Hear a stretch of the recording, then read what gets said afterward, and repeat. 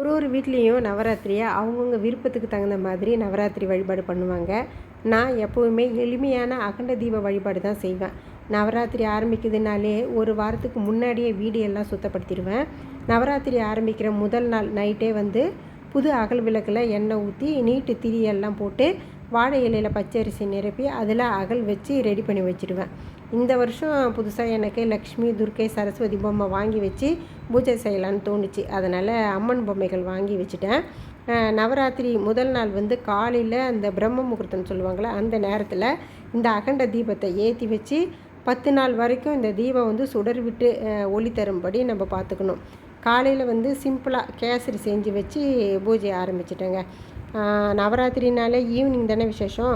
So பிரசாதம் நான் வெண்பொங்கல் செய்ய போகிறேன். 1 கப் பச்சரிசி எடுத்து குக்கரில் போட்டுக்கிட்டேன். கூடவே 1/4 கப் பச்சை பயிறு போட்டு தண்ணி ஊற்றி 2 தடவை வாஷ் பண்ணிவிட்டு 1 கப் பச்சரிசிக்கு 4 கப் தண்ணி ஊற்றி 2 பச்சை மிளகாய், கொஞ்சம் எண்ணெய், தேவையான உப்பு சேர்த்து மூடி 5 விசில் வச்சு எடுத்துக்கிட்டேன். உள்ளே இருக்கிற அந்த பச்சை மிளகாய் எடுத்துகிட்டு வசித்து விட்டுக்கிறேன்.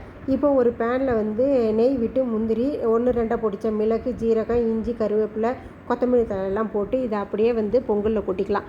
நல்லா ஒரு வாட்டி கிண்டி விட்டு இறக்கி விட்டுக்கலாம். நல்லா ஐயர் வீட்டு வெண்பொங்கல் மாதிரி சூப்பராக இருக்கும். இது கூடவே கருப்பு கடலை சுண்டல் செஞ்சுருந்தேன். மாலையில் வெண்பொங்கலும் கருப்பு கடலை சுண்டலும் வச்சு பூஜையை செஞ்சுட்டேன். நவராத்திரினாலே பஜனை பாட்டு இல்லாமலையா.